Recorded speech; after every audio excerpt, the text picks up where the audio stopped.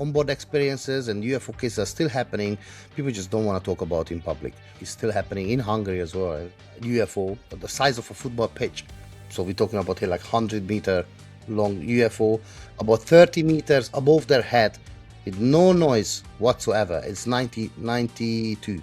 These police officers, there were 3 of them, they went for a lie detector test and they all passed it. Crash never said not one word about Elizondo.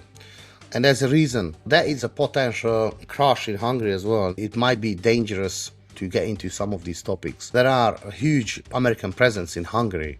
They can retrieve UFOs anywhere in the world within a matter of minutes. Hello and welcome to another episode of European UAP Talks. This time we are looking to Hungary, and for that I invited my guest Sabi Juhasz.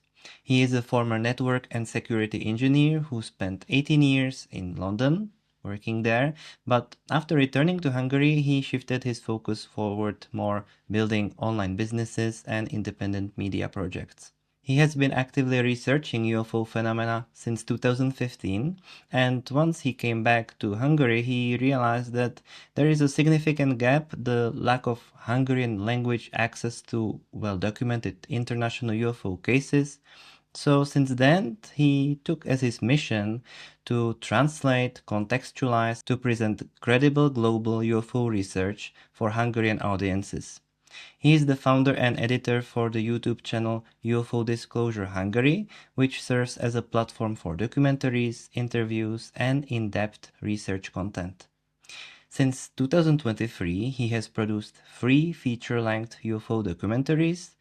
Firstly, a film documenting 41 UFO crash retrievals and reverse engineering cases.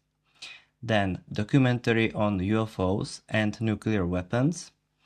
Also, School Invasion, which is examining 59 global cases of UFOs hovering over schools or landing near them. And currently he's working on other documentaries. We will mention them also in this interview later on. And Sabi has conducted also many long format interviews with researchers and internationally recognized people. And he has also collaborated on documentary projects with, for instance, Michael Schratt, Robert Hastings, and Preston Dennett. So that's just as an introduction. So let me ask you, Sabi, how are you doing today? Yes, I'm very good. And yes, Jan, thank you very much for the invite and for this great introduction. Really appreciate it. Yeah, I'm glad to have you. And so I read a bit about your story. So how did it go? How did you get affiliated with the UFO topic? I'm gonna be honest that I actually have a book. I didn't prepare it, but since like I was 9 years old, not I'm not a researcher since I'm 9 years old, but since I'm 9 years old, I've received a book from my grandmom, and it was like all sorts of paranormal activities in the book. It's a Hungarian book, and it's like everything in it, like all sorts, like ghosts and all sorts of phenomena, ghosts, shamanism, UFOs, and anyways, the part where is there is like I think there's like a 4 page in the whole book about UFOs, and there are some pictures of UFOs. And I remember when I was like super young, like 9 years old, I was always like, just checking those pictures, like just I was just fascinated with that those pictures. But anyways, I wasn't a researcher obviously, and so it's all faded away, playing football, skateboard, and uh, you know parties and stuff like that, girls, and yeah, just it's all went out. But I've always like to watch like all sorts of sci-fi movies. I don't know, Star Wars, Stargate, stuff like that. But but yeah, I think it was in 2015. I don't know which part of the year, but that's when slowly I've started. All right, so before that, actually, I was watching a lot of documentaries on finance and like fintech, anything in Hmm. finance and technology. Plenty of documentaries out there. And so I was like, I was like, okay, tonight, like there was one of these weekends. Tonight, I want to watch something like a UFO movie, and but maybe there are some documentaries out there. Let me do some research. So actually, I found James Fox movie. The first one I watched is, I think it was a 50 year of denial. That was one of his first documentary, and then I was like, hold on a second, that's pretty good, but he doesn't really touches on beings, this is just the UAP topic or the actual craft, the people seeing UFOs, and there is like a lots of um, pilots in the movie, and the pilots are explaining their own encounter while they were working on several different airways. But these people were all old, like they said, like, oh, that was 30 years ago, that was 25 years ago. I was like, and you can just tell that these people are so authentic, so I was like, okay, let me check out another movie. So anyway, so slowly, I would say first, like in every 2 weeks, every week, maybe I watched like some of these documentaries and interviews like from 2015. So I wasn't really like I didn't do anything like publicly about it, but I watched all. I'm not gonna say all the movies out there because there's so many. I would say that at least, if you really count them, there is at least 300-400 documentaries on UFOs, like from the even from the 50s. There's so many. I still find documentaries on YouTube, old ones. And so, but obviously, I watched all the ones that James Fox has, the ones that Stephen Greer has, and nowadays there are plenty of documentaries out there. But anyways, yeah. So that's where yeah, around 2015. That's when it took me like, okay, yeah, I'm really interested in terms of the technology because I was a network engineer, like you mentioned, and I think it was 2018 when I've seen an interview about the Zimbabwe children, Mm-hmm. and I was like, because before I was like, yeah, people they said beings. I was like, nah, like it's probably just, there's some make up stories. But when I see them, the children, they authentically mentioned how the beings look like. Although there are different explanations. Some people say look like a little small gray. Someone said they had long hair. Some said they had like very like edgy ears. Hmm. So there were different explanations. A lot of people they don't mention these in documentaries. For example, in James Fox, in the end, or there's another one I think from Randa. I forgot his name, but he made like a huge documentary on about the Zimbabwe case. I think that one came out in 2020 or 2021. But yeah, many people they don't mention. But if you look back the old testimonies of the children, you can see that there are different descriptions of the beings. Anyways, that was the time when I said, okay, in 2018, when okay, there are beings as well. And then in terms of like, yeah, we can go further and further in the rabbit hole, like abductions, my lab, and like alien bases all over the place. And it's just, yeah, it's all slowly like, okay, that's all nonsense. But when you hear it again and again, and after all, you hear similar cases, hundreds of cases, you end up like thousands of cases documented and well known, very credible witnesses around the world for decades now. You see that it's a lot more going on. So yes, you're just gonna get into the rabbit hole, Yeah. And can I just ask, when did you return to Hungary after working in London? Which year was it that? 2022. 2022. So Yeah. you started to research it while you were in London, and then when you returned back to Hungary, you kind of felt that you don't have people to talk about it and that the people don't understand this topic at all, or how did this go? Yeah, so I would say in 2020 when I took it took it to the next level when I was like I started buying like all sorts of books, and I've got now like from on the topic about I think 2,208, maybe I've got more than 300 books now Hmm. because I'm keep saying 200 20, 240, 250. Yeah, I think about 300 books. But anyways, I started to buy the first actual UFO books. Actually, everything is in English. I've got some Hungarians now because I wasn't aware of Hungarian research because I was Mm, watching, like American of documentaries course. mostly. Yeah. But yeah, you hear all sorts of cases from all over the world, from Belgium to France to China to Japan to Portugal, everywhere. Uh, Brazil, the South America. There's so many, but yeah. So I when I moved back in 2022, I was pretty much by then I was pretty much uh, watching at least like 2 3 hours of interviews, like from experiencers, and yes, most of my friends when I moved back, not like it wasn't something else. It was the same when I was in London. Like I was a network engineer, so I did talk about this, and everyone was laughing. Like Mm, I mm, told them, I said, watch the phenomena, by James Fox. It's like groundbreaking documentary, and people like and I put it in the all my the network engineers group, all the engineers are like, because sometimes we put in like, oh yeah, watch this movie, or did you check out the football last night or what. So I'm like, I put in the UFO documentary, and everyone was like, no reply, or some smiley things. Like I was like, okay.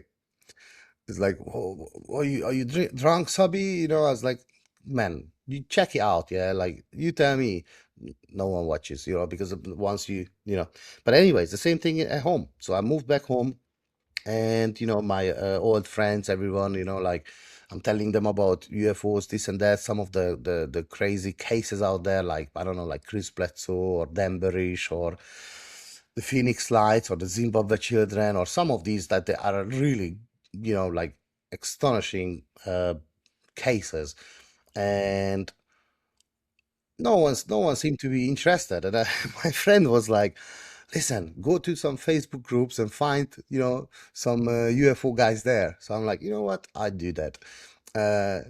Because he wasn't interested in any of my stories. So I went to Facebook, and actually I found one lady who her name is Shosh Dora. She has a YouTube channel called Nova. Is for Nova as non-human valóság, meaning like non-human reality, but mhm. it's short for Nova. And I found some of her videos, and I was like, that's really good, like she's doing some cases that I'm aware of, and but some of them I wasn't. So anyways, we started talking, and I tried to help her as much as I can, but obviously she has a knowledge. She's similar to me, like doesn't really know the Hungarian cases. Now I do know, because now I met with many of the Hungarian OG UFO researchers, but at the time she was basically translating international cases to the Hungarian audience as well. And I was still quiet at the background, but I was helping her where I could. And at some point where actually she got pregnant, that was over 2 years ago, something like that, year and a half.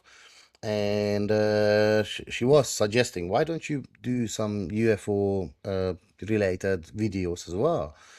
And I'm like, no way, there's so much work. You probably know, edit, the stuff, and it's just, yeah, it's just so much work. And but then at night, I was like, you know what? Maybe I should help her out, because I haven't found anyone else who actually actively doing in such a good work. There are good Hungarian researchers out there, and I pretty much know them all by now, most of them, or even if I don't know them personally, I did hear about them. But some of them are not really active. They're older. They don't really know the how to upload stuff to YouTube. They have books, but nowadays most people, they Mm, don't really books. They don't read books. So anyways, I started, and I was like, okay, if I'm gonna do it, I'm not gonna do it every week, like a 10-minute video or something. I'm gonna do a documentary, maybe one, if there will be some. If some people are gonna watch it, first I think I said if there are 100 people gonna watch it, I might do another one. And then Dora said, this lady, she said, nah, it's probably gonna be more. That one has like 74,000, I think, just reached 74,000 views. So I did another one, but anyways, I was like, okay, I'm gonna introduce Michael, not Michael Schott necessarily, but Leonard Stringfield's work. And Leonard Stringfield, he was like an OG of UFO crash retrievals and recoveries. He's the one from 1977, I think 1978. He was the first person who talked about six UFO crash recoveries and reverse engineering programs. He was the first person who mentioned more than one, because until that time, everyone was just talking about Roswell. Yeah. But now we know there were plenty of other cases, UFO crashes prior to Roswell. So, and he passed away in 1994. And that was, yeah, my documentary came out in 2024, December 18. Actually, that's the 30 years of when he passed away. So he passed away. Leonard Stringfield, yes. If you don't know him, Not much, actually. he has a book. It's called UFO Crash Retrievals. It's a pretty thick book. It has 119, 117 or 119 UFO crash retrieval cases. So I definitely recommend that book to you and to anyone who watches this. There are other people that they do crash recoveries and deal with that, like Ryan S. Wood. I had a long, like a 3 hours interview with him as well. He has a book, Mm. Magic Eyes Only. That book has 104 cases, the new one, the new version. There are plenty of other people like Noe Torres, Ruben Uriarte, even Wendell Stevens, the late Wendell Stevens. He was obviously Dr. Stanton T. Friedman. Again, he also passed away. They were all looking into UFO crashes and recoveries and reverse engineering programs. The same thing like Susan Ramsey and her husband Scott Ramsey. They also wrote a book. Basically, they only focused on the Aztec UFO crash, which is pretty much validated that it did happen. It has it's a pretty strong case. There are plenty of books about the UFO Aztec UFO crash that was in 48, 1948, Aztec. Um, but yes, sorry, did I go further than what you asked me to? That's okay. I can just say that, as you were saying that when you were talking about the UFO topic with colleagues and so on, I do get a similar reaction that it's usually no reaction at all. And Yeah. that's kind of how it is. And I mean, here in Czech Republic, we do have the topic covered not by the media. I mean, really not at all, I would almost say. Yeah, same. But there are many researchers, like, kind of more into the spirituality or whatever, and trying to talk about whatever kind of people want to hear about. So that's kind of how it works. And I would like to a bit maybe hear about more how it's with the Hungarian people. If there are things resonating, there's some news covered or not really, or similar like here. Similar like what you just mentioned as well. Yes. So the media is like it's completely dodging this topic, I would say. I don't really watch news. Uh, I do a lot like in UFO related news, but the regular news I don't watch because to me it's all nonsense. I used to watch all the time. But I don't do politics. I don't do religion. Sorry for hopefully I'm not going to hurt anyone on that. But I just don't have time. Well, I could have, but then I would have less time for my projects. And so, but if there is anything related to UFOs, UAPs in Hungary, I would pretty much know about it because I'm in many Facebook groups and many people writing me on messages, emails, and YouTube channel. They keep sending me links. Check this out. But yeah, I would say the media is it's it's still the stigma is still strong, but it's also they whatever what reason they do. It's probably we can say thanks to Project Blue Book, that the way they Delphi at the time, everyone was like laughing stock, and Mm. I guess that's what went through the whole world, and it's getting a little bit better now, obviously, especially in US, but in Hungary I don't see huge differences. Uh, in terms of the Hungarian researchers you mentioned, I'm planning to have my own website where, because currently the problem is that most of these UFO researchers who still alive, because we had many OGs that they passed away, and they passed away, and at the time there was no YouTube. Some they might have some good books that you might be able to find only in Hungarian, but but they not too many people talking about them, and everyone, like I mentioned, everybody has their own website, like these are my research, this is my research, these are my books, these are my stuff, so everyone.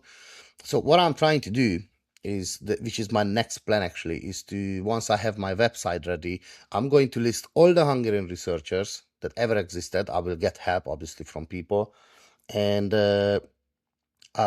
many things obviously, but in terms of that, I want to list everyone, and like all their names, like a small bio, and all their books or the research or any source, any resources, just to put the links there, so because there are so many, I really didn't know, and now I know. Now I learn. Actually, I bought like a lot. Can you see? You can't really see from there, but yeah, I bought like UFO magazines. There's so many old ones. I bought like, like 14 years of like a UFO magazines, and I was just checking, and there's so many OG Hungarian UFO researchers. Now, yes, some people are very credible. Some are not so much, and I'm not saying that I know that. That's what I heard, and I heard that from credible researchers, that some people like to make stories up. Some people, very good researchers, but they always at the background. They don't want their name us out. Some are, they, you know, they keep talking about Anunnaki this, Anunnaki that, Anunnaki, and Anunnaki, and a little bit Roswell, and then Anunnaki, you know. So you got those as well.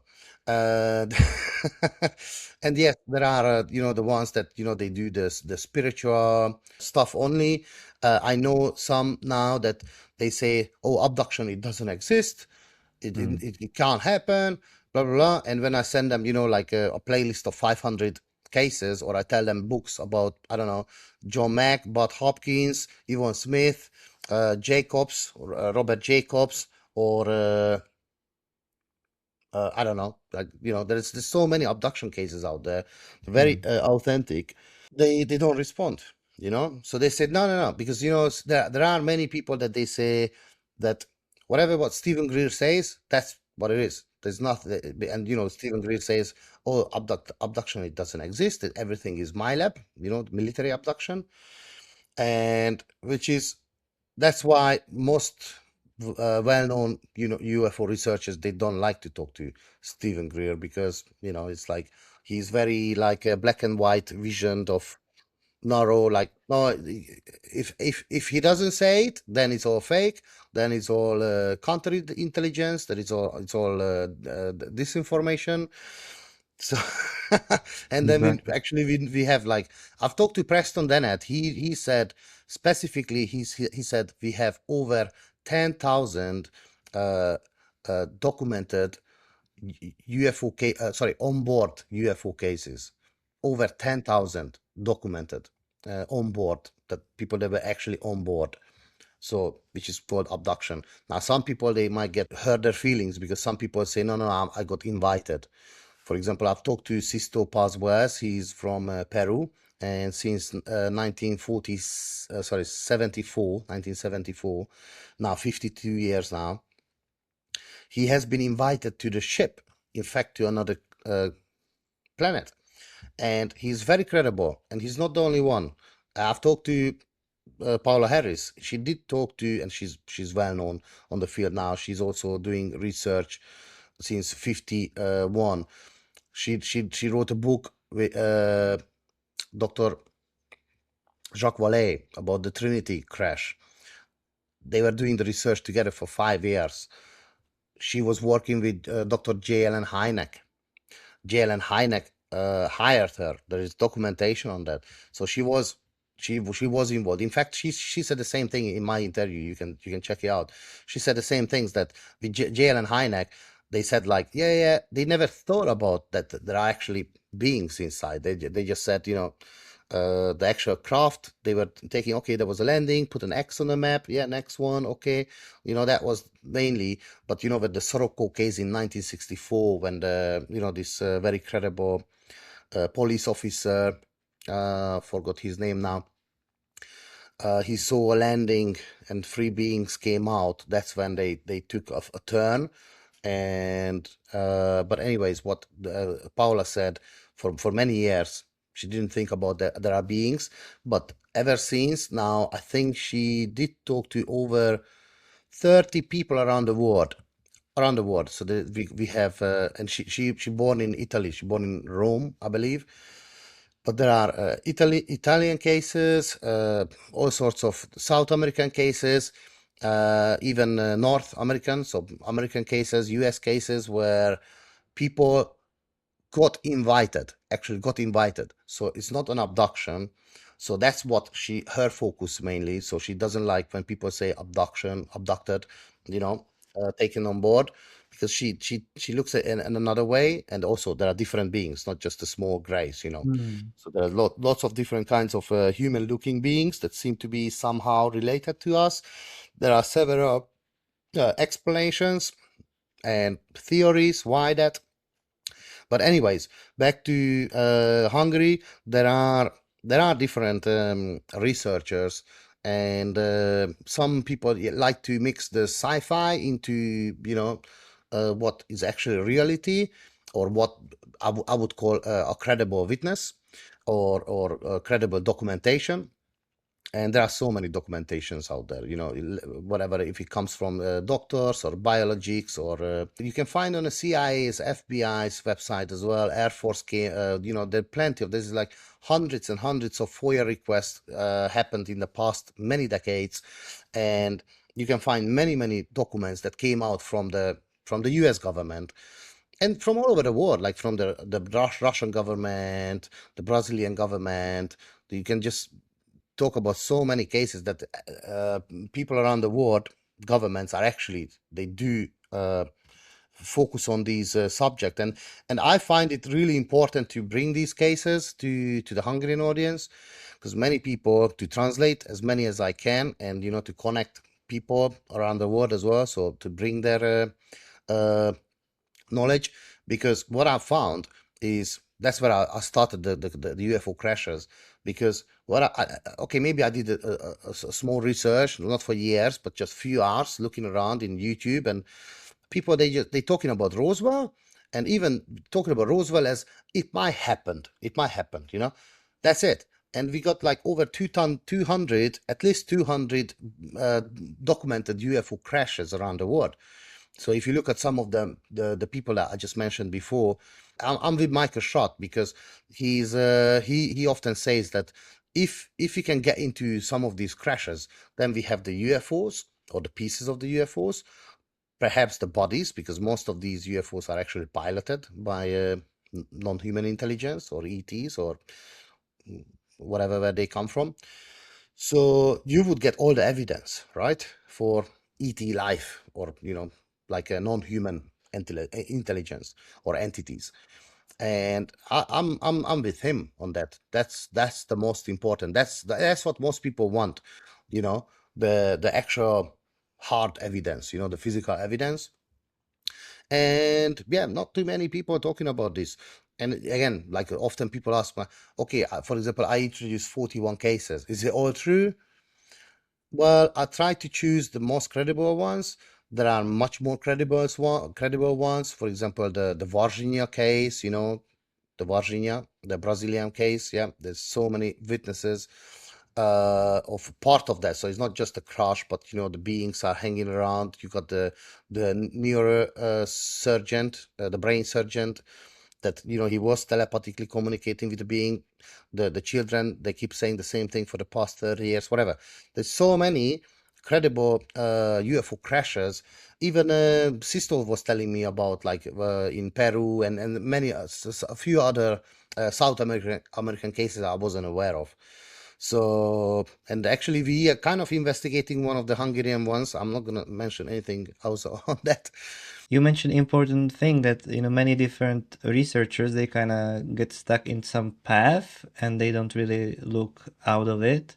As you mentioned that when you kind of confront them, like, what do you think about this, or there is a different perspective how to view this, then sometimes they can get a bit Offended. yeah. So it's not really great, and that's why I think it's important to look at many different cases and to kind of try to have a higher perspective on, try to view it all, because there's lots of to consider. Yeah. Yeah, and I would say that I would like to ask you that you mentioned at the beginning of the interview that your grandma gave you a book about the different stories and so on. Yeah. And so I would like to generally ask you what kind of UFO stories are circulating about the Hungarian. It can be not just UFOs, but also some mystery case that many Hungarian people know, and maybe if you could mention one or two which are even like credible, there are some interesting points in them. Yeah, so I would say that the number one Hungarian UFO researcher, OG UFO researcher, is called Sós Tibor. Uh, I would say definitely he's number one. Then we can debate on who is number two, but there is not really number two because everyone is good at something. So, but I would say definitely I had an interview with him. I was in. He invited to his house, and I was with him for 3 days, and we went through many of his cases. He's a Hungarian researcher, so mainly Hungarian cases, and he's doing that for now, I would say 38, 39 years. And so back in the day, and still doing, although not as active as before. And nowadays people, they don't really report as many cases because of the stigma. uh, I can talk about this why, but that's a later, because in private session I just met with many experiencers, and abductions, and so onboard experiences, and UFO cases are still happening. People just don't want to talk about in public. But I actually just confirmed that it's in private, that is still happening in Hungary as well, and it's a small country. Anyways, back to Tibor, Sós Tibor. He has so many cases, and he documented in terms of, like, with the video camera, all these very credible witnesses. Uh, it's called the Hungarian X-Files. I made like a 4-hour interview, like a documentary interview with him. That's all his cases. We put in 48. We did discuss over 50, but if you check out that video at the beginning, you can see that he has so many more, so many more. I would say, I don't want to exaggerate, I would say probably he has about 700 cases. Now, okay, fair enough, yes, many might have been just, oh yeah, there was a UFO, somewhere, there was a light. But we're talking about here onboard experiences. We can get into as deep as, okay, go slow. So we got very credible police officers, witnesses, C1. So go from there. Sorry, before I jump into the depth. They saw a football pitch, like the size of a football pitch, UFO. So we're talking about here like 100-meter uh, long UFO, about 30 meters above their head, with no noise whatsoever. It's 1992, Siófok, which is the next to Balaton. It's the most popular area in Balaton, the biggest lake in Hungary. And so these people, these police officers, there were three of them, they went for a lie detector test, and they all passed it. So, and Tibor, videoed it all, the test, the actual, sorry, not the UFO, sorry, before someone would misunderstand this, but the actual testimonies. And there's not another one like this in Hungary, but he has so many credible witnesses in terms of not just CE1, but landing, CE2, so actually landing and beings. So then now we're talking about CE3, and yes, CE4, where people actually have been taken on board.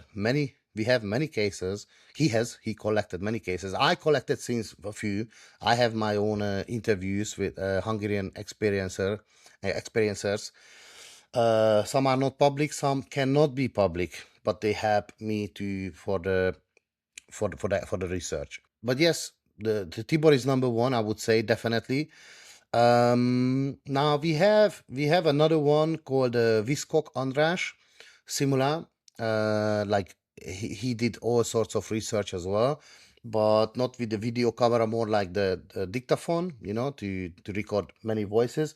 I did a huge interview with him recently in December, actually, but I'm still working on some other bits. But we did a 5 hour interview that is still uncut, so it's still not out yet. I'm just working on a documentary right now. Hopefully, I'm gonna finish it in the next 2 weeks. I'm working on it for years now, in terms of research. But I told him as well that, once that's done, I'm gonna jump onto our interview. Probably it's gonna be 2 parts, 3 parts, I don't know, because it's gonna be long. We also have another UFO researcher called Miskolci László. He has many books, but he has one, again, I don't have it prepared here, sorry. But he has one, it's called the Hungarian UFO files, and he got out many documents from the Hungarian army after many requests. I believe that he wasn't the first person who did request these files, but eventually he's the one who got them. And I think some people, they actually jealous for him. Hmm. He's a younger guy. He's even younger than me. He's on the field much longer than me, and like actual researcher, not like me. I was at the background, but on in publicly. And and he got out these files, and it took him a few years. I believe he told me it took him three years. I will have an interview with him in we talking about this for like half a year, that we're gonna have an interview. We just don't have time. But yeah, he's invited to his house. He has like many documents. In fact, he's the one uh, who collected documents, books, and research papers from many of the OG UFO researchers, people who have passed away already. So he's sitting on a gold mine, really. But he told me, he said, like many of these old researchers, they passed away. After 2 weeks, he went to talk to the family. This person died.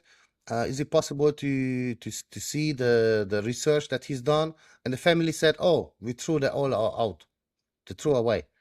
We're talking about here decades of work, being just smashed out, just thrown away, which is really bad. But anyways, he's pretty good. He's not as active. Actually, none of these three are as active. Sors Tibor, it's a bit older now, Um, yeah, I don't want to mention that, yeah, he's old now, so he has sometimes some sickness that, it's not easy for him to just go around investigate. But yes, that's the problem. And also, none of these three, they are all considered, I look up to all three, but if none of them speak English, probably they're gonna watch this, some subtitle, but they don't speak English, so it's very difficult for them to, to introduce international cases. And actually, they all three, they were actually focusing on Hungarian cases mostly. They do hear about, other cases as well. But in terms of the Hungarian researchers, the three best are alive. I would say these three. Now, there are many other ones that, I could mention. and um, some of the OGs I hear that they some I is really bad, that they used to be good, but then they still need the attention. They don't speak any other language. They come up with different stories, and some of the old followers who followed them for decades, they just believe them. That's what I hear. That's what I hear. And I'm like, that's not good, you know. They just make up stories instead of doing proper research, and mention the actual sources, the actual researchers that I do. I like I'm sorry, I always try to do, to mention that yes, this is Robert Hastings' work. He was, yeah. So we're talking about here. Okay, he has 5 decades of work. He talked to hundreds of people, right? So this is the work. It's not I'm making it up or I'm just talking about it, but some of these OG researchers became like that, and I hear this from many sources. So and some people, they approach me, why don't you talk to them? And I'm like, I don't really want to talk to them. I, I'm not really interested in stories. Like, I want facts as much as credible witnesses, credible research, people actually put the work in. So that's what I try to um, uh, exhibit. Instead of these making up stories. But yes, there are some of these as well. I'm not going to mention names, but I guess it's happening everywhere. It's happening in US. Probably it's happening in Czech Republic as well, right? No? I would say so. And I mean, of course, also we have many people who tell stories kind of, and I feel like they are taking the stories kind of from like experiences from, I will say the bit, I'm not sure if everybody will understand, but kind of from the astral plane or whatever, like that they have a Yeah. spiritual experience, but it is not really grounded. That, I believe that some of the things that some of the very spiritual and very esoterical and secret space program stories, that Mhm, they are true in some form, that some people experience something, but it is not really grounded in this reality, I would say, like that, let's say. mhm, mhm. Yeah. But there are many interesting cases that are in the grounded, that are grounded, and that are interesting, and there are many interesting evidence. And as far as I understand, the first thing you were trying to focus when you started your documentaries, it was the crash retrievals. And actually, the last interview I made before this one is with Sabrina Pieragostini, who is a researcher and a journalist. We were talking about the Magenta case. And Mhm. I think it is kind of important because it's a European case and it's also a very old one. And I'm wondering, since you researched this theme, could you tell us a bit more about the crash retrievals that are maybe less known, similarly to like Magenta? Are there more crash retrievals in Europe or elsewhere? There are some in Europe. The problem with the European ones, they are not very credible. If you look at if you check out Ryan S. Wood's book, he does a very good job in terms of. I did a huge interview with him as well, and he explains that as well. That what he does is like uh, mm, what is it called? Like a meter of authenticity meter, authenticity. Mm-hmm. So how authentic is the actual case? So he's looking at the evidence, how many witnesses we have, how credible those witnesses are, how much depth of knowledge do they have. Did they just see that something crashed there, or they were the one actually they taking on to the I don't know, the 16-wheel car and taking it to the hangar, or actually they were the ones that they were watching for the UFO for two weeks, because they tried to enter the actual craft and they couldn't. And or there was one of the doctor, or the scientist who was trying to reverse engineer the actual craft. So anyways, witnesses, documentations, uh pictures, videos. There were some before, but they're all lost one way or another. Some cases. but so we could say that there is no hard evidence. We more like have witness testimonies. But European ones, I think there was one in Wales, one was I think was in Ireland. Potentially, some people say the Rendlesham Forest. That might have been the Jim Peniston. He said there was this triangle that had the hieroglyphics on it. Some people say that that might have been taken away. I was talking to Malcolm Robinson. I had a 3 hours interview with Malcolm Robinson. He's Scottish. He's also like he's a UFO researcher for 57 years, 58 years now. He was telling me one in Wales as well that there was something crashed there, but and there are witnesses. But the problem with most of these cases, I would say, we have one in Hungary. The potentially we had three. One, it seemed to be more than just potential, which I'm going to be probably investigating. That's happened in 1996. We had documentation that seemed to me very credible. Now, some people, some of these OG people, they say they haven't found witness, therefore it's probably a hoax. I don't think so because the documents have been leaked and to some of these radio people, I believe, but they they didn't get leaked in every 2 years or 3 years. Oh, look, we have another one, and so if they wanted to make it up, uh, you would hear, and you didn't hear anything else in the past 30 years. So that is a potential crash in Hungary as well. Now it could be, and you hear this all over the world, that it might be dangerous to get into some of these topics, and most of the witnesses are actually have been swore to not to talk about until the end of their life, not until for 20 years or 30 years, until the end of their life. Now that's different. Otherwise, family issues, or or your own life, stuff like that. So people they can be silenced, and they still are silenced all over the world. And yes, in a small country like this, because in America, most people they talk about more easily, you know, and they say, "Oh, I've got nothing to lose now. I'm 75 years old. I've got cancer. I die in 3 months. I don't have family, but uh, and because there are many other witnesses. But here, in a small country like that, people are much more afraid, and so. But yes, the UFO, the magenta crash, it's very convincing. Like we talked about before the show as well. That what's this guy Marconi, the guy who invented radio? His grandson also confirmed something like that. That indeed there was a UFO crash retrieval task force in Italy at the time. I would say Grush is one of the best whistleblower, if you will, uh, that who I would trust. I wouldn't trust as much as some others like Elizondo and stuff. It's not really nice to talk about it in public because I can be in trouble. But I don't see some people they say, "Oh, Grush and Elizondo is both this and that." I wouldn't put them into the same basket. I would not. Grush never talks about Elizondo. Never.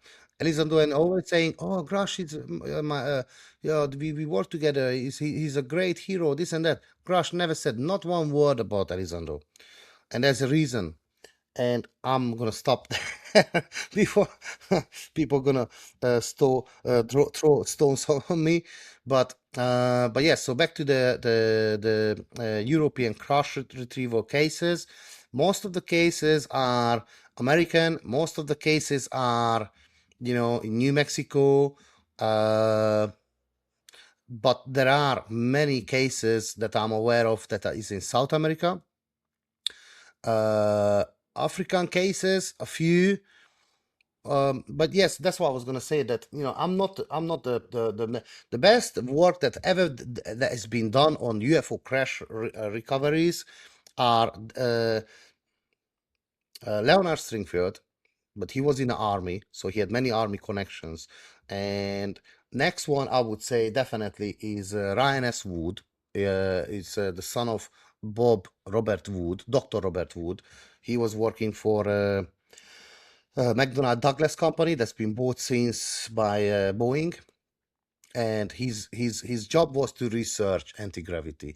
So the company paid him to authenticate like the MJ12 documents.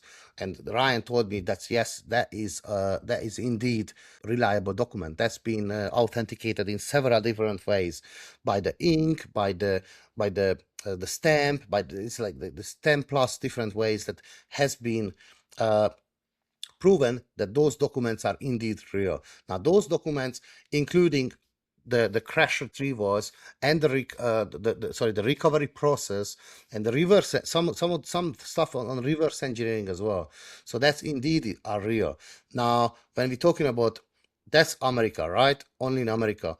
Now, for example, the same thing in the Brazil case, the Virginia. Americans took it. Hmm. Everyone says the same thing. Americans took it. Why? And actually, the same thing. Sisto taught me the same thing in other South American countries as well. Always the Americans are involved. Now, if you go back to, um, I just had an interview with Brian Jackson. He's into the Demberish case, Dr. Demberish, and the J-Rod case. There's another 4 hours interview, but I was telling him that everyone knows Bob Lazar, right? And he was working in S4, but he was contracted by EG&G. Now the EG&G became Acorn, then it became uh, another company. Anyways, now the new name is called Amentum. Amentum. Amentum are everywhere in the world, and that's an American company. That's the same as EG&G, just much bigger scale now. And any recovery, if you could just go to amentum.com or check out their YouTube channel, they are all over the place. They have all sorts of equipments. They have over 35,000 helicopter pilots. They can retrieve UFOs anywhere in the world within a matter of minutes. And that's why many of these countries you hear how most of the crash retrievals are when a crash, if the witnesses have, if there are, the crash has been witnessed, most of the cases are after not 5 minutes, sometimes 5 minutes, but within 20-30 minutes, the army is there, and most of the time US Army. How is it possible? Now these people are following them. That's the NRO.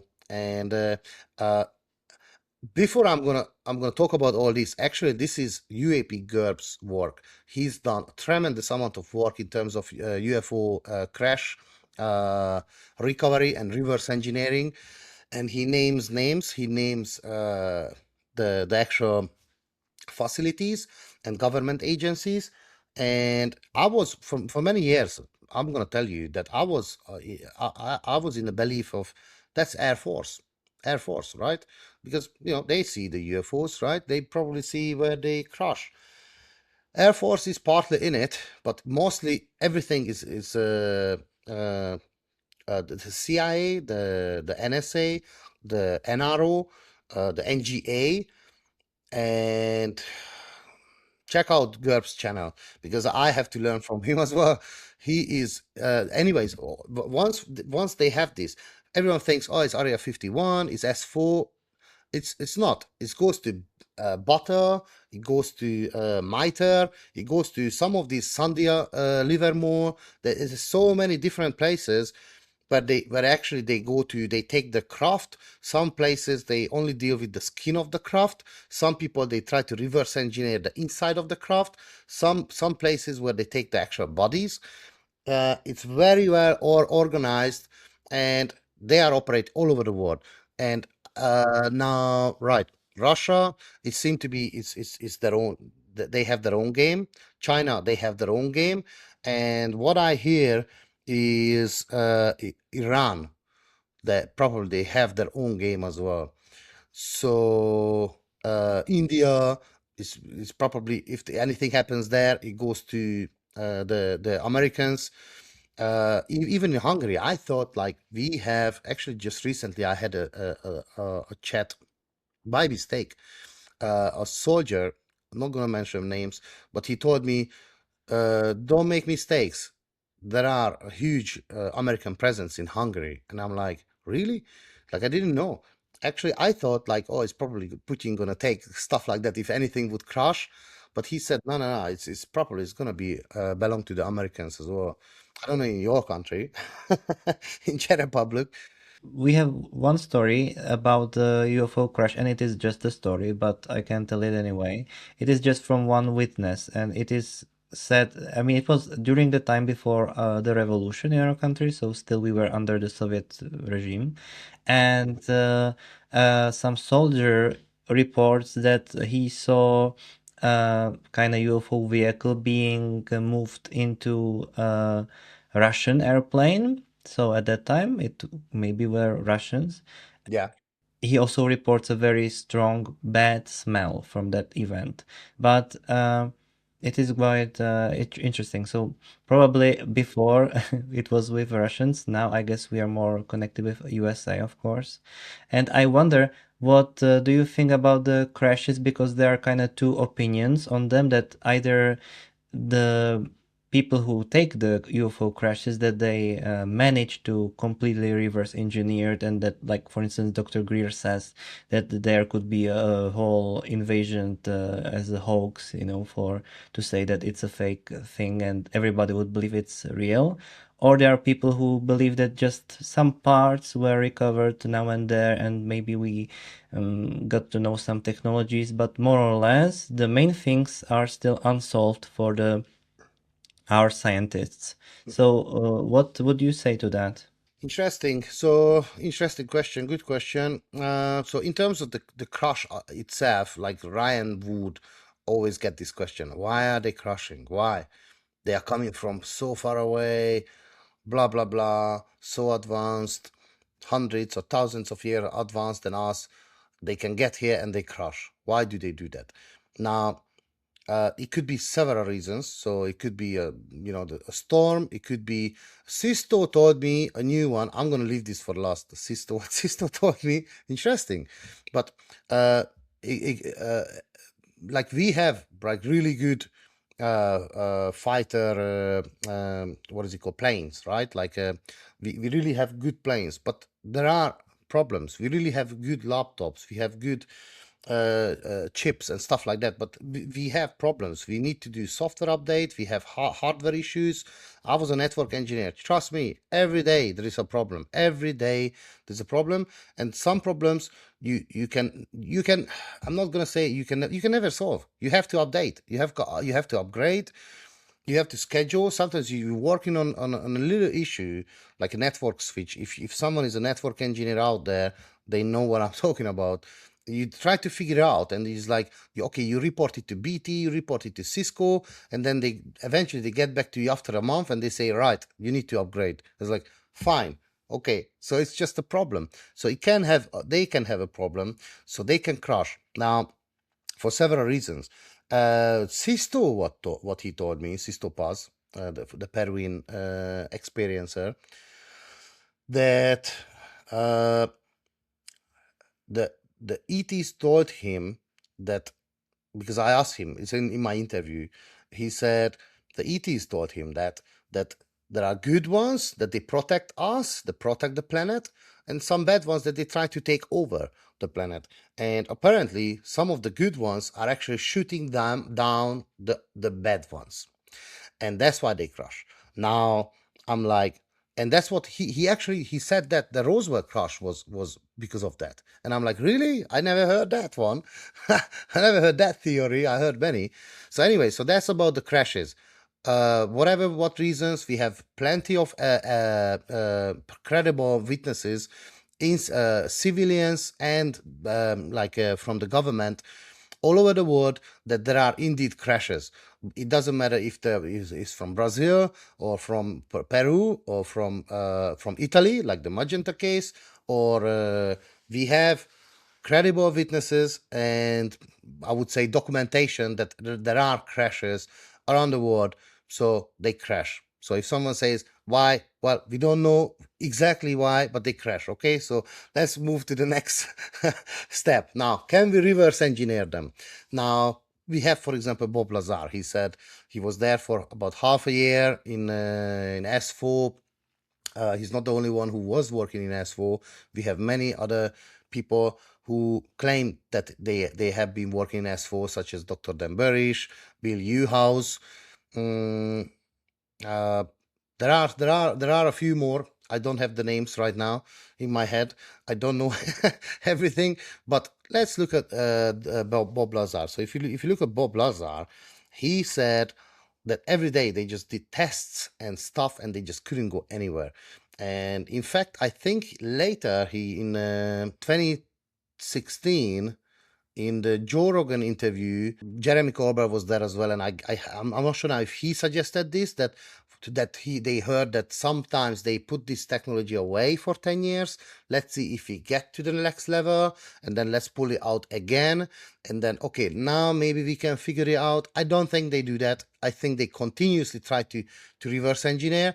And now if you look at Philip J. Corso, he even wrote a book, the day after Roswell, and in the book, the beginning of the book, he mentions, I believe, 25 companies, and he said it many times, yeah, as in a report as well, that there are many technologies that has been definitely reverse engineered from the Roswell craft, and some technology has been reverse engineered even prior to another crashes, prior to Roswell. So even before Roswell. So I know some people, they say, "Oh, Roswell was the first." Roswell wasn't the first. There's so many. I in my documentary I show 5 cases just before Roswell, and I didn't even mention the 1898 case, which I don't remember now, but you got the Magenta case in 1933. There are many others. If you do a research, Noe Torres and Ruben Uriarte, they've done a pretty good job on that. And in Ryan's book, there are plenty as well prior to the Roswell incident. So, anyways, he mentioned several technologies. Philip J. Corso. He mentioned just what is in my head, like the Kevlar, laser, night vision, ICBM, the intercontinental ballistic missile, fiber optics, obviously. I was a network engineer. I had to work with fiber optics every day, and it's expensive. And the fiber optics actually has laser in it as well, so it's two technology combined together. People, if they wouldn't know. If you break the fiber optic cable, then it's not going to work. So if you just do a little bit of, you know, yeah, it's very, very sensitive, the fiber optic cables. They're different. There's so many different kinds. It's so expensive. But the most important one he said there was the microchips, if I remember right. I think that's what he said. That's what makes most money. And I did some research on this, and we're talking about here hundreds of millions, in some cases, hundreds of billions dollars yearly income of these technologies. And every year there is like 20, 30, some cases only a 5, 10% increase. So it's so much money. So some of these crafts, and that's why I tell people as well that you will never gonna see them in a museum. There's no way, because the price of these are you cannot you cannot say an actual price, like how much one of these craft could worth, because we can go a little bit further, because some of these crafts are actually seem to be NHI, so non-human entities. The craft can actually resonate. So we have many of these cases that people, they take a picture of it because it's already been recovered, and when they go inside it's like 10 times bigger. We have many cases like this. Linda has we have many cases of this, that the inside is much bigger than the outside, or the way you walk in it expands itself as you walk. So it seems to be an entity. It's the same thing when sometimes you look, when you put the camera, it just disappears. How? So, okay, you think, oh, probably the pilot just looking at you. But anyway, sorry, I'm going away. So in terms of reverse engineering, how far did they go? So yeah, Stephen Greer says there are different UFOs, right? He says there are ours, which is reverse engineered, like man-made. That's the word. He says man-made UFOs.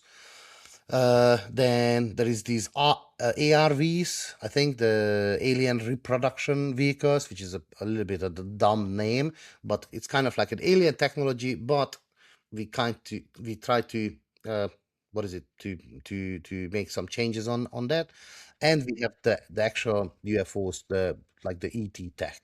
That's what he says. And recently, yes, we had this on surface like, oh, the Tic Tac UFO in 2004. Oh, that's Lockheed Martin, and like Ross Gotthard said it as well on News Nation TV. He said, "Nah, I know 100% is Lockheed Martin," and well, I don't know.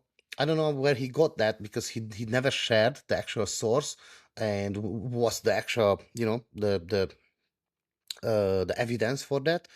He says, yeah, maybe if all Tic Tac UFOs are man-made, I don't think so. And Richard Dolan just made a huge deal about that. He made like I think like an hour or hour and a half video, and he just goes through like he did a huge research on USOs, submerged objects, and he did actually. I've got his book, but he's gonna have two more parts of those books. He has over 600, nearly 700 cases of uh, water UFOs, USOs, and many of the times, like we're talking about here UFOs that coming out of the water, not just going in.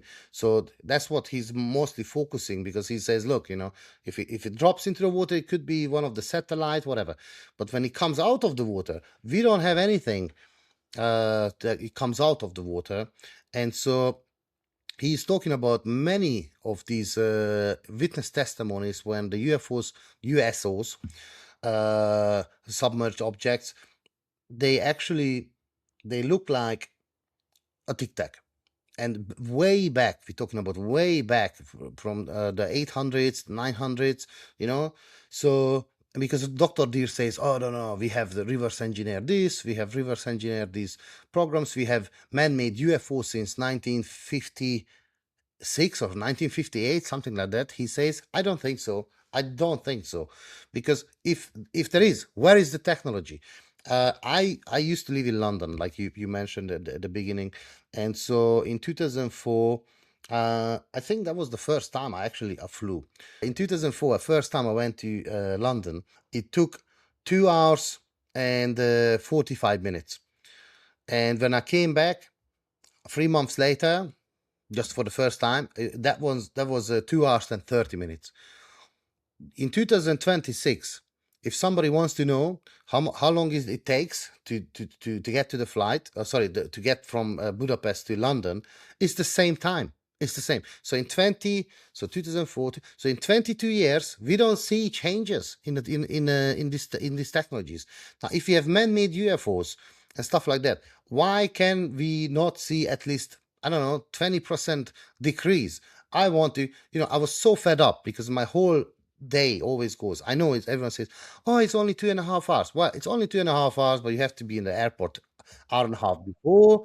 It's 1.5 hours to get to the airport, and then from the airport, hopefully the flight not going to delay, and then from the airport again. By the time you get, because they said it's land, but then the flight it's still like 10-15 minutes sometimes where the goes. Okay, how finally you can get out, then you wait for the bus, and then you go to the terminal.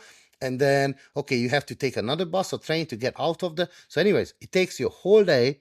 And so I'm like, I wish that I would see the technology where we have like, oh, right, yes. I don't think I don't agree necessarily with Stephen Greer that we have these reverse engineered tech, because I would say probably it should have reached by now. It should have reached the commercial,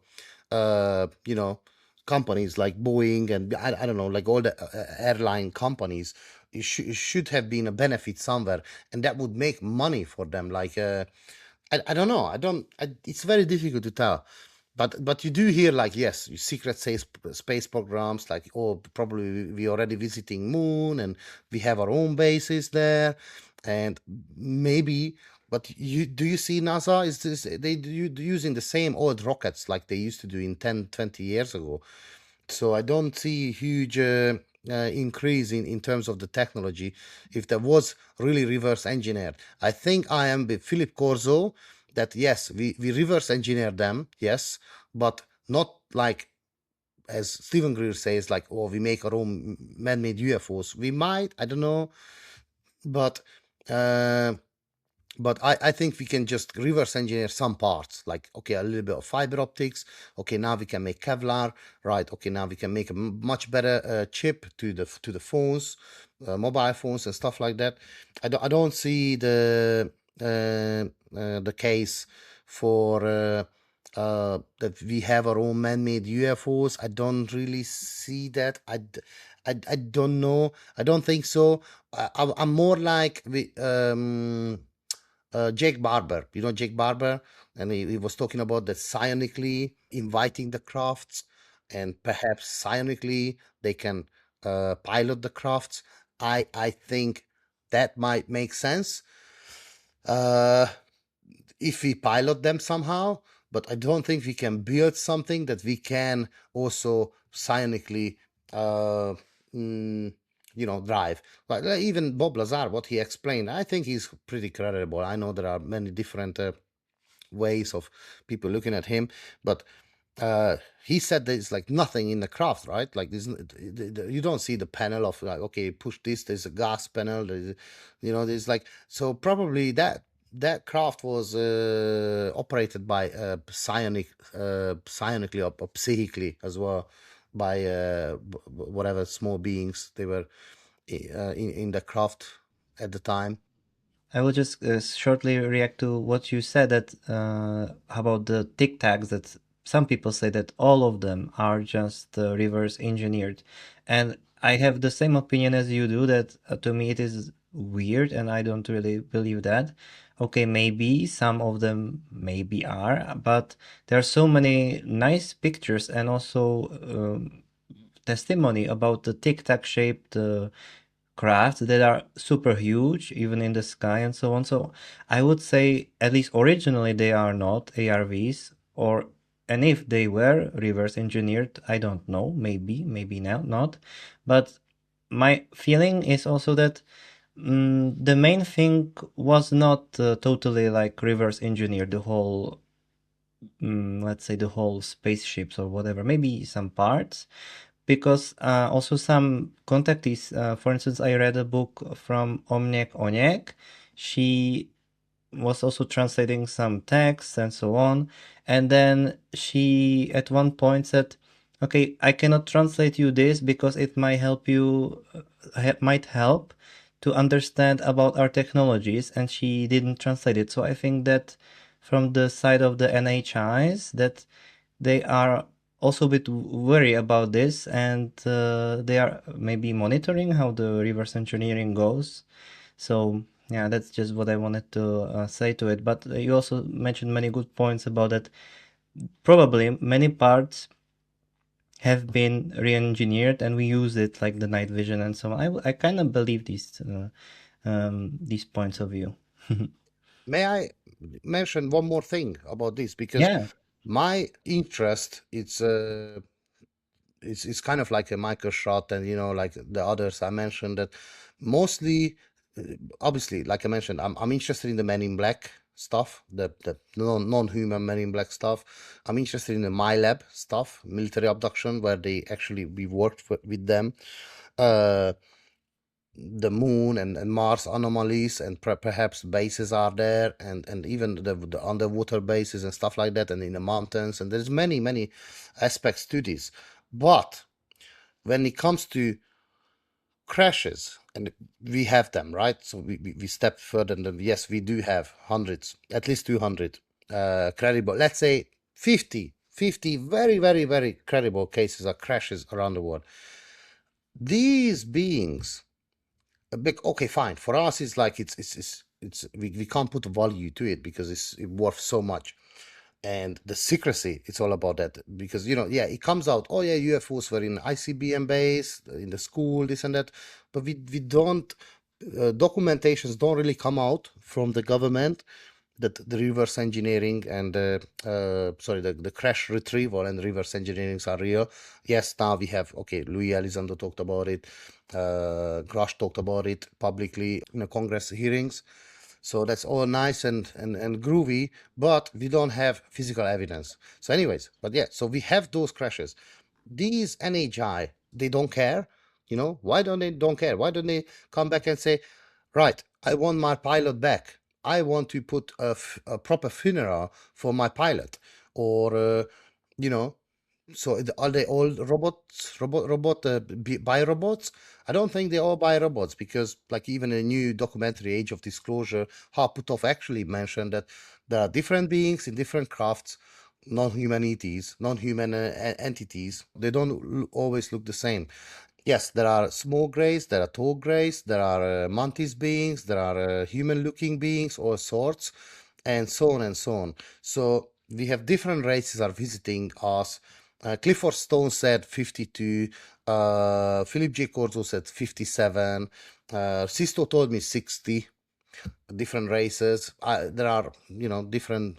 Last time, Tiago Tichettelli, he's a Brazilian MUFON director. He said he cataloged 74 or 75 non-human entities who visited Earth from the testimonies.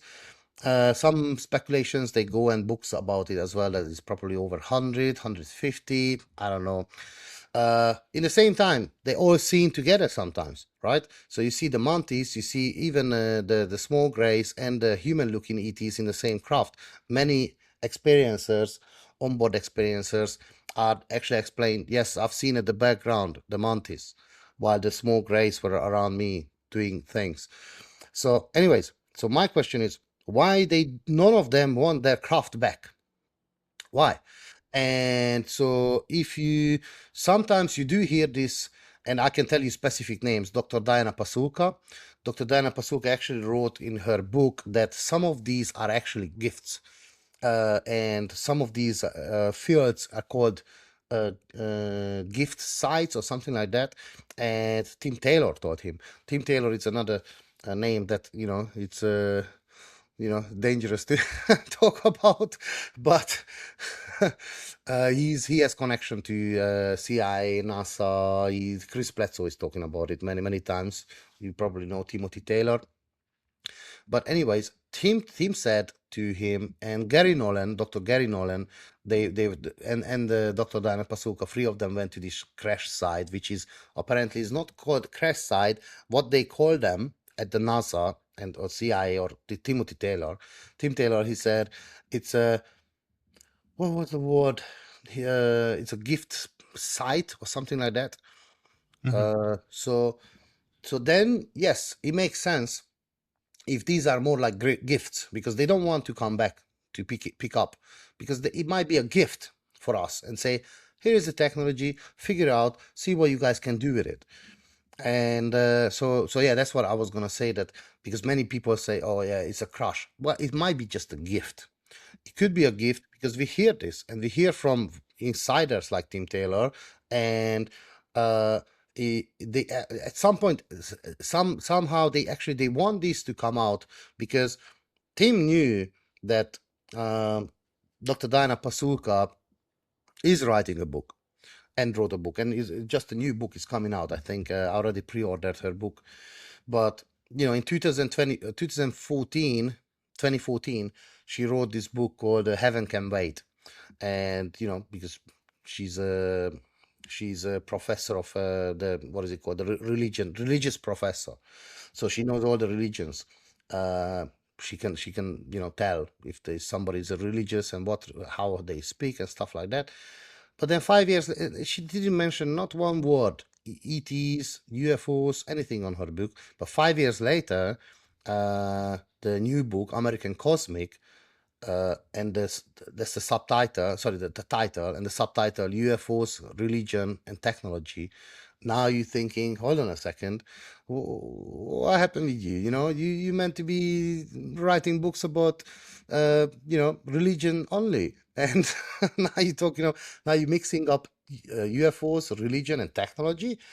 And so, and then the next one is the encounter, where, okay, fine, she's talking about Tim Taylor as Tyler D, but now we know it's Tim Taylor and Gary Nolan and many other people from the Silicon Valley, that they claim that they have this new invention, technology related invention, that they received as a download from non-human entities, and that's why they become rich and stuff like that. So she's writing about these people in the book, and um and yes, so we get, seem to be, we get gifts, either as a download, as a knowledge, and it might have happened with Einstein and many other people way back, or simply you just gonna, they give you technology itself, like, there you go, this is a UFO.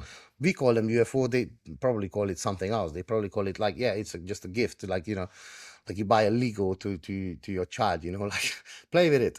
See what you can build, see what you can do with it. But yes, sorry, I'll finish now. No, it's great. I'm happy that we covered the crash retrievals quite in the detail.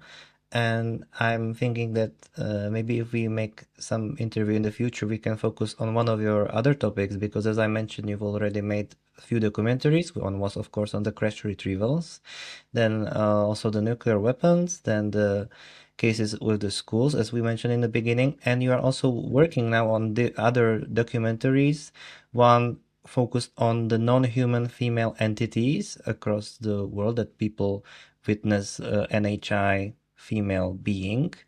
And the second one you're working on, we also a bit mentioned, and it is the Hungarian class possible, crash that was researched by scientists. And as we are kind of nearing the hour, since it seems this interview might be the longest I've made yet, I would like to a bit. It's okay. I would like to a bit circle back to the Europe and the Hungary. So would you a bit more say that, are there any stories that you didn't mention, that either contactee stories or case stories that you would like to mention to the viewers? And also, did you yourself have some sighting or some connection? All right, yes. So myself, I actually, I'm trying to figure out why I'm so much into this, because I didn't have any personal experience. I've seen things in the sky several times, but I wouldn't call them like, well, they were UFOs. They were not satellite. They were not as far, but they were not as close as you would say. Oh yeah, it's definitely like, you can't tell the shape. It's more like, well, actually, one of them seemed to be much of a, like a cylinder shape, like a cigar shape, very Mhm. gray. And I have a video. I made a video of it, and I can't find it, but I definitely did. I remember. I know, because I was cycling up to the, and I was like, and it was weird because I was very much into UFOs. I was about 2 3 years ago, and I was like, I was just cycling slowly, going up in here, slow, super slow, because going up on here, and I just see it, and I've got my camera there, and I was like, yeah, just going up, and I see it again, and I'm like, I've got to stop. And it's very easy to stop because I was super slow anyways. So it's not like, when you go fast and you have to stop for some reason, and then you have to speed up again. It's like, you know, and I don't know why I didn't do it straight away. So anyway, I looked up like twice when I was like, all right, I'm gonna stop. And I put the phone out, and I zoomed, and it went further away, further away. But yeah, there was this like a cigar shaped object nearby. It's not too far away. I can't find a video because I did mention it last time, to someone as well. And I was like, oh, let me find a video. And I can't find it, but there is no way I deleted it. So maybe I'm just, maybe it's somewhere there. Maybe I don't know what happened. Anyways, but I did make a video of that. There was another one that was like very shiny, very not too fast, daytime, uh, from out of my other room. I looked out. It was daytime, super daytime, like 12 or 1 o'clock. Just looked out, and it was coming pretty straight, but very shiny, super shiny, so shiny, like you would say, the most people probably they say, I can't tell how far it was from me. Maybe I don't know, I don't know, 1 2 kilometers. There was another one at night. I woke up. I really can't put it anywhere, and that was just I just again same window, just looking out, and it was at night. I just woke up. It was summer. The window was open, and I just look out, and it did this weird shape. It was like kind of like that. Yeah, kind of like like yeah. Hmm. So it did. So it wasn't just going straight or staying or hovering. So I did that. I don't know where to put these stuff. These are. It was like a light, right? So you know, but that's not Elon Musk stuff because that I saw those like they go follow each other nicely, slowly. They're really far away. So these were much closer. But anyway, so that's me. I don't know. I'm not aware of any non-human entity encounter. I don't think I've ever seen ET. You never know. But I'm Yeah, not that's true. aware of any of that stuff, so I don't know. That's why I'm still I don't know why I'm so interested in this topic. I want to go to do a hypnosis to figure out who I was in my previous life. Recently, I've done a lot of this. I've talked to Dr. John B. Alexander. We talked about life after life, like Dr. Moody's stuff, and we also did remote viewing recently, and it works pretty much. I remote viewed stuff as well with 20. We have 25, 26 other people wrote it down or made drawings. So it seemed to be, yes, we are all connected, and it seemed to we go further. So if we do go further, that means probably we had previous life. So I've seen some documentaries, and I've decided I want to find out who I was in my previous life. I guess I was some UFO researcher or something like that. I don't know. Wow. Maybe. But yeah, but personal experience, like I say, I would say I didn't have any. I do mention these, but are these personal experiences? Not really. It's not like I was on board or yes, I've seen a small gray or some stuff like that. My next question was your question that Hungarian some of these tough ones, like what I would share, like I mentioned, Miskolci László, but his book is, I think it has been translated to Norwegian, but most of the cases are there. Obviously, is from the Hungarian army that's been released. There's many UFO cases that are around Hungarian bases, especially in the 60s, 70s, 80s. So those are interesting, mostly UFOs. So these are like CE1, I don't even remember if there was CE2.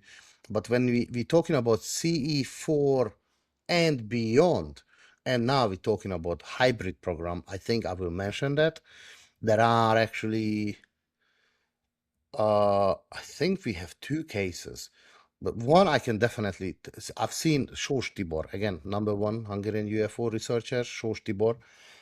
He doesn't speak English, but he has this case that he showed me, and we cannot play it.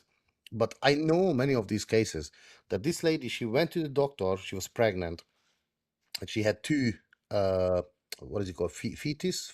Hmm. Yeah, fetus. But the doctor said, you have two fetus. Where is the other child? So, so we have, and I know some people say, "What are you talking about?" But I know many, many, many cases. Actually, there is a documentary that you can watch. It's called Extraordinary, The Extraordinary, and that is like three parts of this documentary. I think this is the second one. It's called The Cedars. The Cedars. Check it out. That one, I think, is Darcy Weir. I think he's the director. Darcy Weird. I forgot now. Darcy something, the director. He's making really good documentaries. The Fast Walkers, many other ones, good ones, and really good witness testimonies. And there's many women, many ladies. They explain similar things, and there are doctors. The actual papers that you're supposed to have a child or two, and one is missing. And this lady, for example, yeah, we have the second one. I remember, yes, she is actually public. And she said uh, when she was taken on board, they told her telepathically that you're gonna have two childs. One is gonna be us. One is gonna belong to us. Uh, in fact, I can actually go a little bit further. Now, this is gonna be the last one. I have my own interview with a Hungarian lady. She's about close to 60 now, but I just had an interview with her last year. I still didn't release it, and I agreed with her that with no name, and uh, I have to cover the face. I've seen her. I know who she is. She's not. It's not one of those Lacerta interviews that no one knows what. It's just just going around and who is interesting. But I know the source, and but we agreed that probably I'm gonna make her voice like a little bit change it as well. So make sure no one can recognize her voice either because she's working a very public space. She works in a hospital in one of the biggest major cities in Hungary.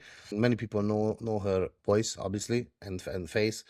So, anyways, it's not been released yet. But what she told me, it was like nearly 2 hours interview. She told me her childhood experiences, missing time, onboard experiences, and later when she grew up, an onboard experience when they showed her her child, and that was like a hybrid child, bigger eyes, very human looking, bigger eyes. There are plenty of these stories in Dr. Robert Jacobs' book, the Walking Among Us or The Threat. Probably you know his work. So the hybrid program, I say it is real, and it's in Hungary as well. And there are many cases. Like I said, basically we have three ladies just now, and so this lady, she told me in the interview, she said she was on board, and she says they telepathically, there was a big gray. Similar story actually told me Malcolm Robinson as well, but anyways, that's another that's a Scottish case. But so she tells me that this tall gray was telepathically saying that she's yours or something like that, and and she and she was like she wasn't able to talk in the interview, and I said, what happened then? What did you say? And she was like, did you see her in yourself? Something like that. I asked her, and she was like, yes, straight away. I looked at her, and she was like a small child, looked like a 12-year-old, and I just remembered because my son is also a 12-year-old. So probably there was something there as well, similar like the other two cases, but she didn't talk about that. But she said it was very, very young, like a 12-year-old. And when once I looked at into her eyes, and then she said she was really angry. She said she wanted her to. She was saying she want her back. She want her back. She wants her back. And they said no. They just said she couldn't live on Earth.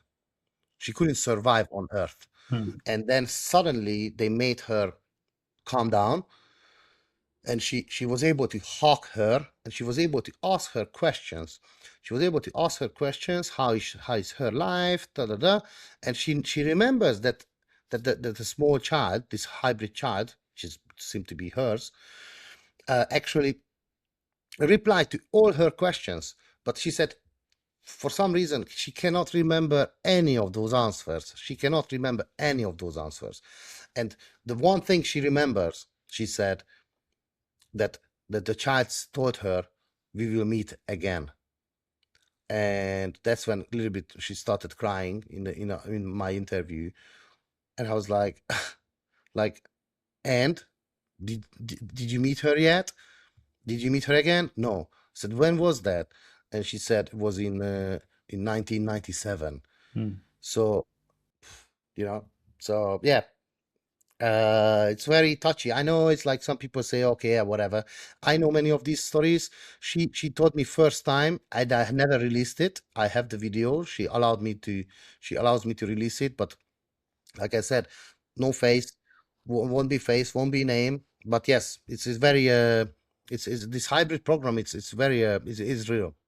I can also comment on this because my one of my friend Karel Rashin, who is a Czech UFO researcher, one of the most long researching guy, and he started with a project, Project Alpha, it's called, I believe, and they were doing it in the 90s and in the zeros in the beginning of the millennia, and they were meeting people who were claiming that they got to be visited and so on.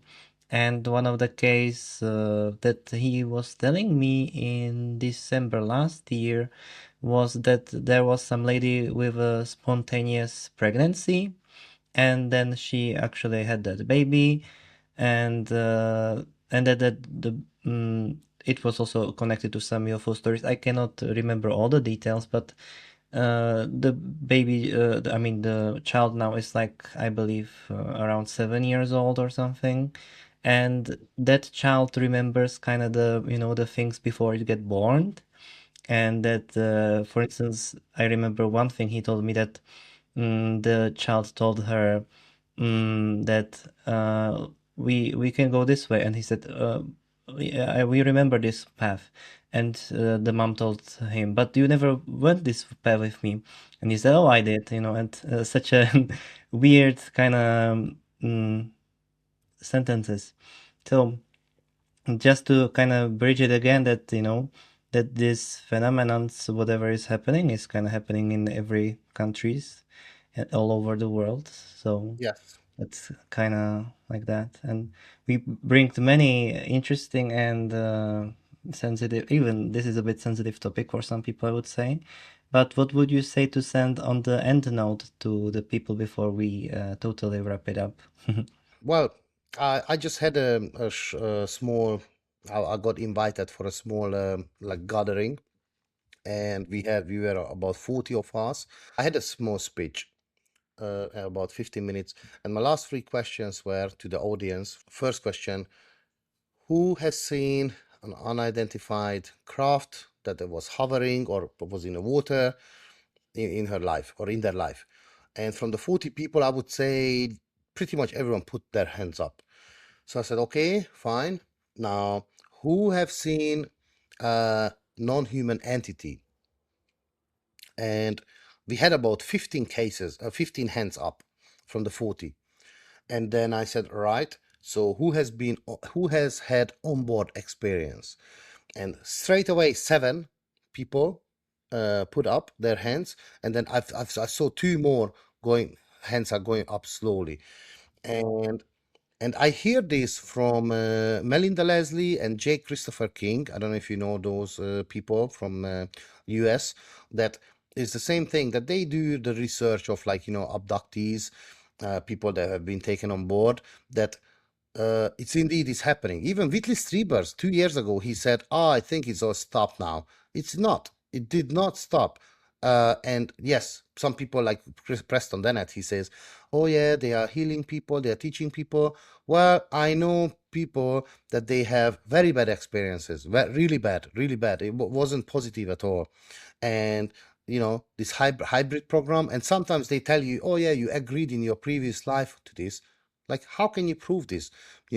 So I'm not gonna say, like, Dr. Carla Turner, until she died, she kept saying that many of these aliens are actually lying to us. They're telling us they coming from this place, coming from that place. They say they do this to make you better. They do this, but people actually get cancer. So there are negative part of this as well. So I would say to the phenomena. So I'm trying to be positive. To me, it's really difficult to talk about the negative stuff as well.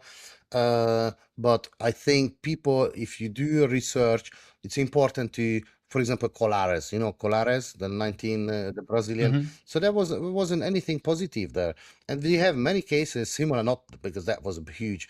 So if you are a researcher, it's important, I think, is to address your I don't know, your audience about the wild range of the actual phenomena, not necessarily just, oh, there are no abductions, like, Dr. Stephen Greer. Oh, there are no abductions at all. Well, there are. Indeed, they are still happening. Like I mentioned, Melinda Leslie and J. Christopher King, they keep saying that, yes, they're still happening. It's just people they don't want to talk about publicly. But in private atmosphere, in private rooms, they talk about it. And, I understand. I understand that the people they don't want to talk about it because they don't want to believe themselves. It's just too fantastic. And there are, obviously, because people know they don't want to be laughed at. However, uh, for these experiencers, I still say that you have to talk about it. So if you listen to this podcast, I say you have to talk about it.